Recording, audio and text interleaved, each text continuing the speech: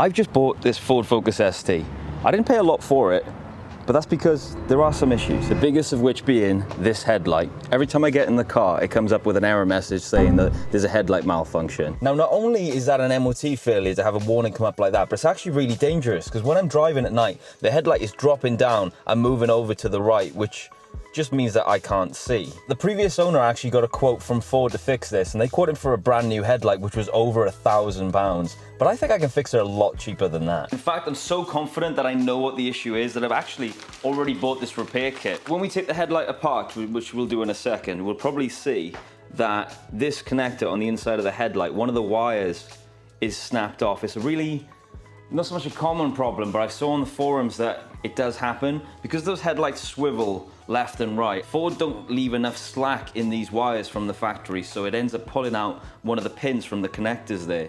I think that's what our issue is going to be, but the only way to find out is to pull the headlight out and have a look. So let's do that. Hey kid, Luckily with this headlight, it's really simple to take out. You've just got that one bolt at the top, another at the bottom, and then you just pull it out and unplug it, and you're done. don't let them guide your life towards regret. I'll fight for what I love with every breath. So on the back of the headlight, this is the one that we want to look at. So if we pull this right out, and I can already see the broken wire as well. Hello? Yeah, What's your name? Yoni. Nani. There's the broken wire, look, there's the culprit right there. And I suspect that is the reason we're getting that headlight malfunction. So we can use the repair kit, plug everything back in, and hopefully the error will just kind of clear itself. Now, I've never crimped anything before, so feel free to let me know in the comments if I'm doing something wrong or if there's something that I could do better.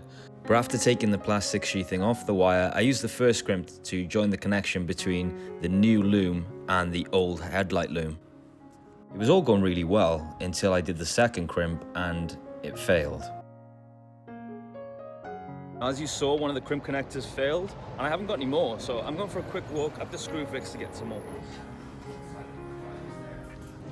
So we've been to Screwfix and we've got a whole bag of crimps. Now we can get back and finish fixing this headlight. I'm hoping that the extra slack that we've created by extending the wires will give a bit more room for the headlights to turn left and right. Let's go find out if we fixed it. Then it was just a case of replacing the headlight and jumping in to see if we'd fixed the problem. So hopefully that'll be it, and that'll be the problem fixed. Fingers crossed. Okay, so far so good. It does sometimes take a minute to come up, so we'll make sure we got auto lights switched on. Well, it hasn't come back on yet, so I'm gonna call that a win. I've just saved over £1,000 on a new headlight plus fitting at a Ford dealership simply by doing it myself. If I can do it, you guys can do it, because I'm just an idiot. I want no training whatsoever. I'm just a little bit mechanically minded. So if you are, do it yourself. You'd save an absolute fortune. At least I can take the car for an MOT. And now we can move on to things much more fun. Upgrades. First up is this genuine Ford Focus RS spoiler. This was really easy to install. Just unbolt the old one and bolt the new one right in.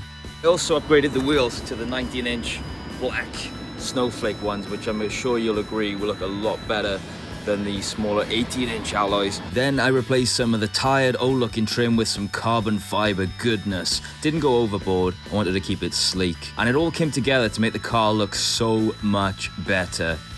I'm going to be making a lot more car related content going forward in addition to the motorcycle stuff, so if you enjoyed it, make sure you subscribe. I'll see you in the next one.